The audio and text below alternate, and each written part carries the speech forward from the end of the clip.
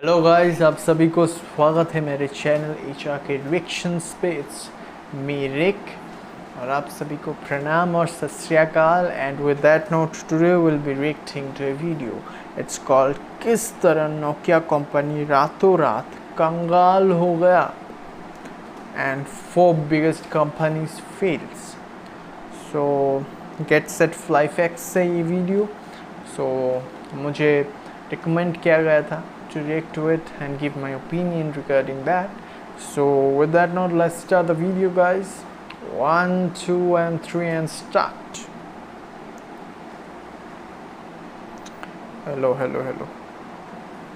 Hello friends, मैं हूं गौरव।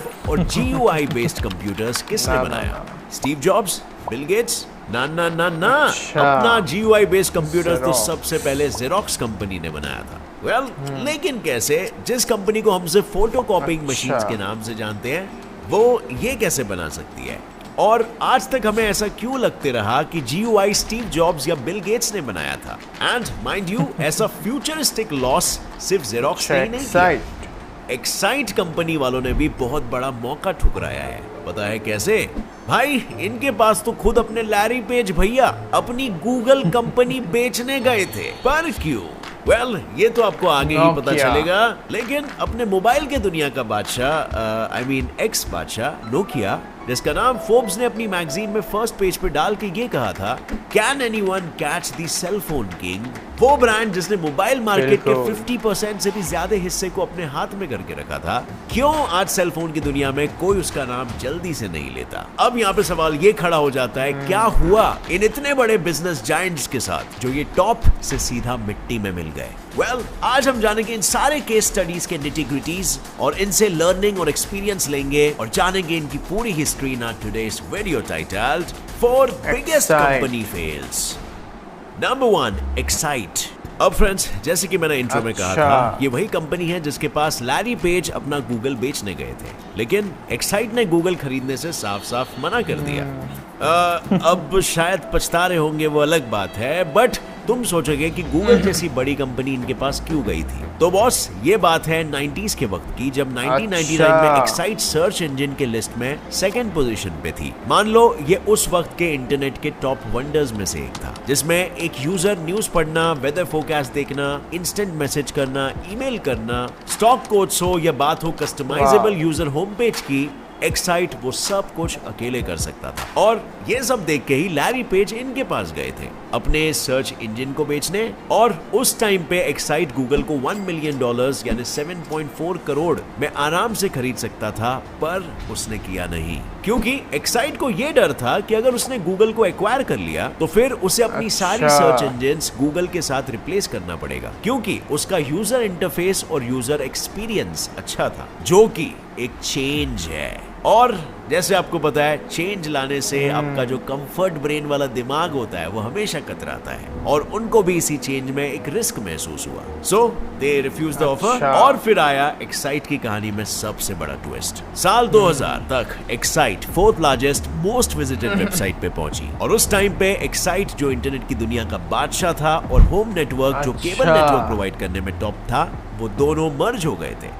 और इन्हें ऐसा करते हुए देख लोगों का ये मानना था कि इन दोनों को अब आगे बढ़ने से कोई नहीं रोक सकता। लेकिन वहीं पर अनबन शुरू हो गई। इन दोनों के बीच में एक्साइट के लिए हुए डिसीजन होम नेटवर्क को नामंजूर थे, और होम नेटवर्क वाले डिसीजंस एक्साइट को नामंजूर थे। ऐसे में मतभेद बढ़ती चली गई और दोनों को अंत में अलग होना पड़ गया। पर इन मतभेदों में इतने रॉन्ग डिसीजंस और मिसमैनेजमेंट कंपनी को झेलना पड़ा, और वो नुकसान हो चुका था। अपने एक्वायर्ड कस्टमर्स वो लूज कर चुके थे, क्योंकि लोग दूसरे सर्च इंजन्स को प्रेफर करने लगे थे। और जैसे आपको पता है, कस्टमर्स हैबिट पे वर्क करते हैं, और उन्हें हैबिट लग चुकी थी दूसरे सर्च इंजन्स की। और फिर उस डाउनफॉल के बाद एक्साइट कभी भी ऊपर उठ के नहीं आ पाया, और फाइनली 2002 में बैंकरप्सी के बोझ में उसके ओनर ने उसे ask.com को बेच दिया। सो बच्चों, इससे हमें क्या सीख मिलती है?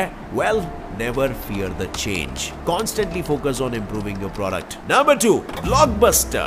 अब फ्रेंड्स एक ऐसी कंपनी के बारे में हम बात करेंगे जिसने वक्त आने पे बदलाव नहीं किया और मुंह के बल गिर पड़ी। वेल, यहाँ पर मैं बात कर रहा हूँ ब्लॉकबस्टर की, जो one of the largest video rental retailers थी, जिसको लगा Netflix isn't worth collaborating with, और उन्होंने उनके ऑफर को ठुकरा दिया। सीडीज और डीवीडीज की दुनिया पे राज करने वाली ये कंपनी ब्लॉकबस्टर के दुनिया भर में 9,000 से भी ज्यादा वीडियो रेंटल स्टोर्स, 84,300 एम्प्लॉइज और 65 मिलियन रजिस्टर्ड कस्टमर्स थे। इन नंबर्स के सामने कंपैरिजन करें तो मानो नेटफ्लिक्स ऑनलाइन वर्ल्ड में एक छोटी सी कंपनी के अलावा और कुछ भी नहीं थी। और इसीलिए जब शुरुआत में नेटफ्लिक्स कोलैबोरेशन के लिए इनके पास गए, ब्लॉकबस्टर उनको आराम से सस्ते में खरीद के इन्हें इन स्टोर कंपोनेंट बना सकता था, पर उन्होंने ऐसा नहीं किया। उन्होंने नेटफ्लिक्स के ऑफर को रिजेक्ट कर दिया क्योंकि Blockbuster customers are the king में नहीं विश्वास करता था। वो ये मानता था कि वी आर द किंग। नहीं समझे?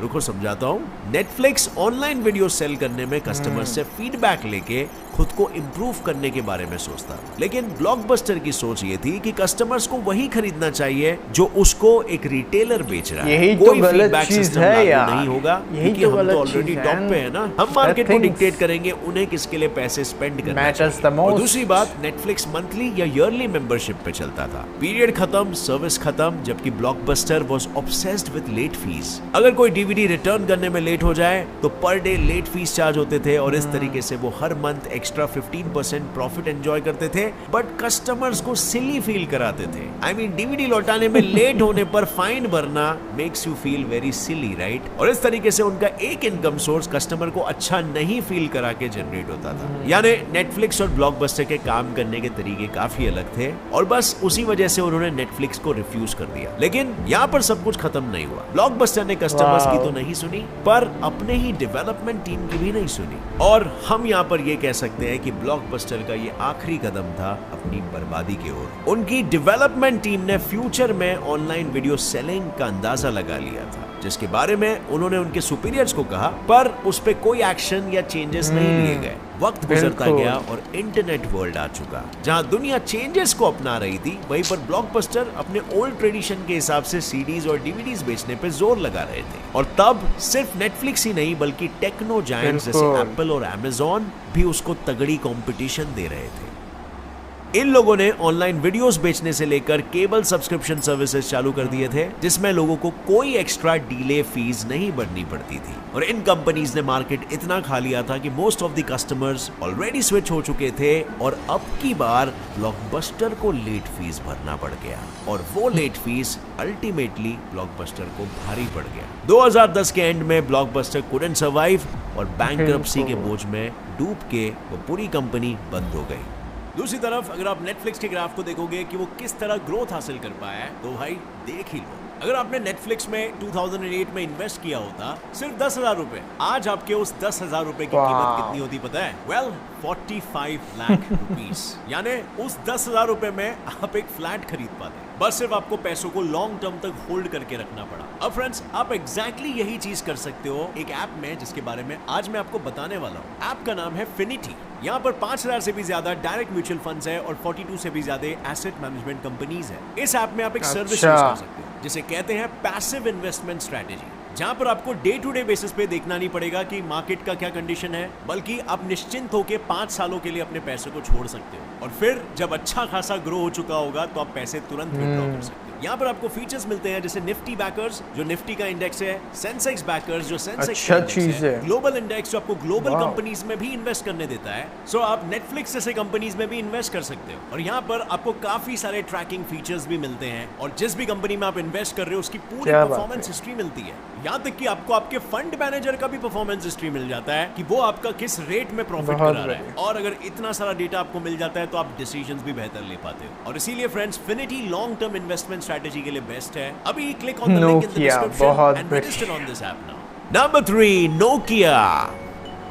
अब फ्रेंड्स बात करते हैं अपने मोबाइल के दुनिया के एक्स बादशाह नोकिया की, जिसका नाम फोर्ब्स ने अपनी मैगजीन के फर्स्ट पेज पे डाल के ये कहा था, can anyone catch the cell phone king? तो उस किंग के साथ ऐसा क्या बिल्कुल। हुआ कि आज उसका नाम तो कोई मुश्किल से ही ले लेता है। नोकिया जो अपने VGA कैमरा, म्यूजिक और वीडियो प्लेयर्स के लिए काफी मशहूर था, वो सिर्फ इसीलिए हारे बिल्कुल। क्योंकि उन्होंने खुद को एंड्रॉइड की दुनिया में स्विच होने से इनकार कर दिया। यस, और ये कोई छोटी मोटी कंपनी नहीं थी भैया, ये वो थी जो 90s की सेंचुरी की सबसे आइकॉनिक ब्रांड थी, जिसका ना ही कोई कंपटीशन बिल्कुल। था और ना ही कोई उससे टक्कर देने के बारे में सोचता भी था। साल 2007 में मोबाइल फोन वाह। इंडस्ट्री में जो एक टॉप नॉच पोजीशन पे था विद 51% मार्केट शेयर, जब वो अपनी ऊंचाइयों के सैर कर रहे थे, तब मानो किस्मत उसे नीचे गिराने की तैयारी में लगी हुई थी। मतलब टेक्नोलॉजी के दुनिया में एंड्रॉइड अपना जन्म ले चुका था। ये जानने के बावजूद कि हार्डवेयर की तुलना में सॉफ्टवेयर की अधिक मांग थी, नोकिया फिर भी अपने पुराने तरीकों में कायम रहा और एंड्रॉइड में स्विच होने से इनकार Change पर is a way वो of कहते हैं ना life. कि दुनिया वाले Change और is a way of customers life, किसी man. के सगे नहीं होते। और बस बहुत वही हुआ बढ़िया। उनके साथ। जल्द ही उनके कस्टमर्स ने एंड्रॉइड और एप्पल को अपना लिया, नोकिया को भुलाकर। वो नोकिया जिसे ऐसा लगता था कि उसके कंपटीशन में कोई और नहीं उतर सकता, वहीं पर सैमसंग, HTC, एप्पल जैसे ढेर सारी कंपनीज मार्केट में उतर गई और सबका दिल जीतने लगी। और इसी दौरान नोकिया में इंटरनल इश्यूज चल रहे थे। उनके ही चीफ डिजाइनर एलिस्टेयर कर्टिस ने खुद कहा था कि we are spending more time fighting politics than doing design. So ये जायज था कि इतने मतभेड़ में डिसीजन मेकिंग स्लो हो गई, और जब तक डिसीजंस नहीं होंगे तो तब तक चेंजेस या इनोवेशंस की शुरुआत नहीं होगी। और फिर अंत में जब नोकिया को कोई और रास्ता नहीं दिख रहा था, तब उन्होंने सोचा कि अब माइक्रोसॉफ्ट ही उनका सहारा बन सकता है। और साल 2011 में नोकिया ने माइक्रोसॉफ्ट के साथ अपनी पार्टनरशिप डिक्लेयर कर दी। उन्होंने विंडोज स्मार्टफोन बनाए, पर अफसोस वो भी चले नहीं, क्योंकि विंडोज स्टोर पे एप्लीकेशंस की कमी थी। और कमी से मेरा मतलब है उसमें यूट्यूब और इंस्टाग्राम ये एप्लीकेशंस थे ही नहीं। अब जाहिर सी बात है, आप ही समझ चुके होंगे ये सेलफोन्स चले क्यों नहीं। और फिर होना क्या था, फेलियर पे फेलियर हो रहे थे। नोकिया कंटिन्यूअसली पैसे लूज कर रहा था, बस बैंकरप्ट होने की ही कगार पर था। और तब माइक्रोसॉफ्ट ने उन्हें 2013 के ईयर में $7.2 बिलियन में खरीद लिया, और ऐसे Nokia the most iconic brand धूल में मिल गया। Number 4, Xerox Alto।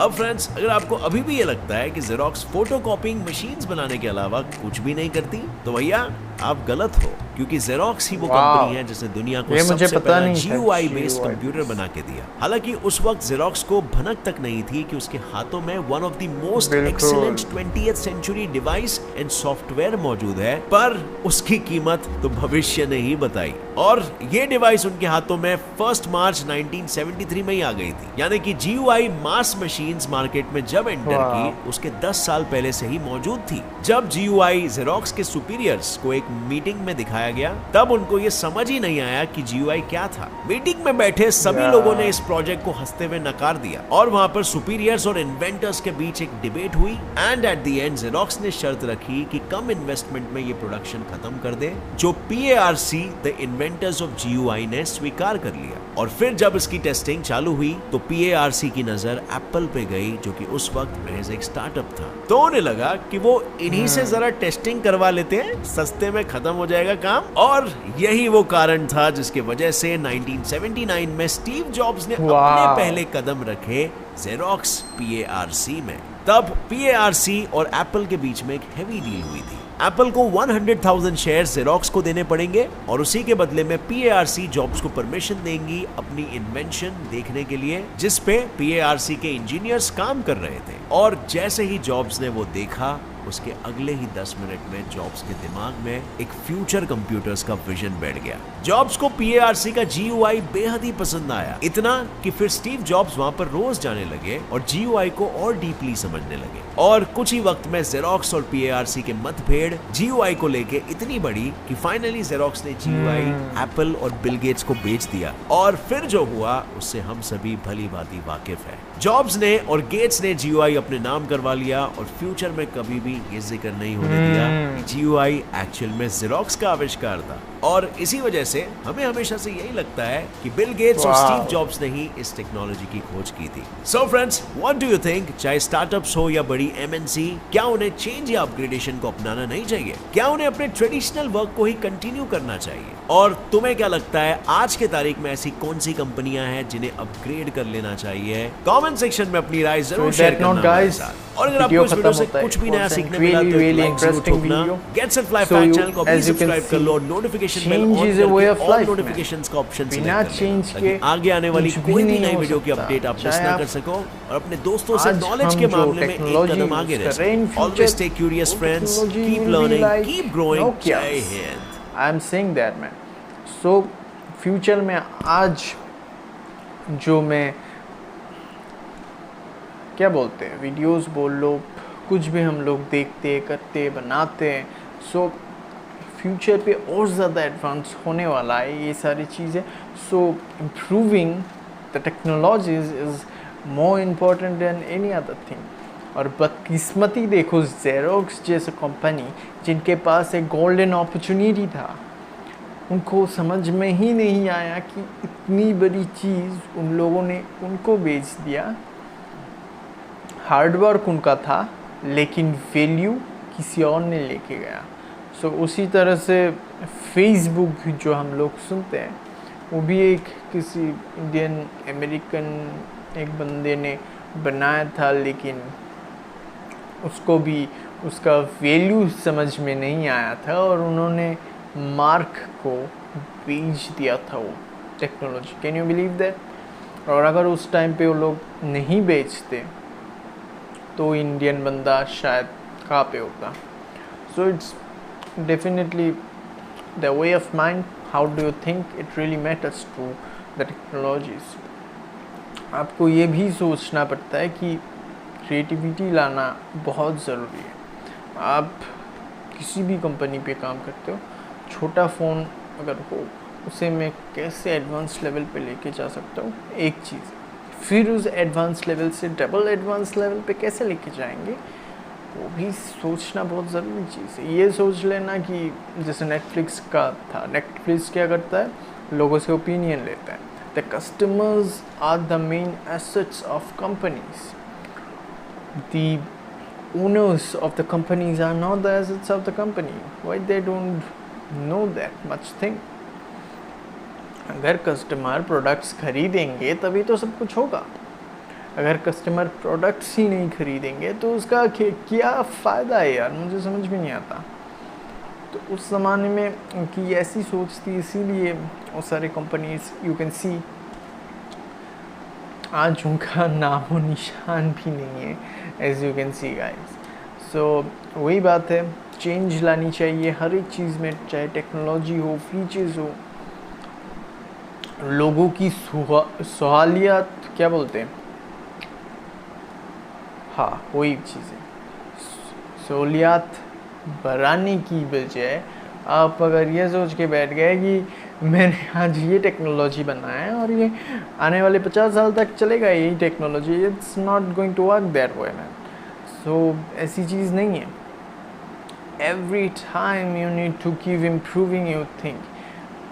एवरी 10 दिन अगर प्लेयर्स को हम लोग देखते, किसी भी गेम के प्लेयर्स, 5 साल में वो लोग ओलंपिक्स में कम्पीट जाके करते हैं, तो 5 साल पहले जो प्लेयर्स था उससे नेक्स्ट 5 साल में वो प्लेयर्स और ज़्यादा बेहतर हो जाता है. सो उस टाइम पे how they can think like that कि 10-20 साल तक चलेगा, उनकी इम्प्रूवमेंट्स की ज़रूरत नहीं है.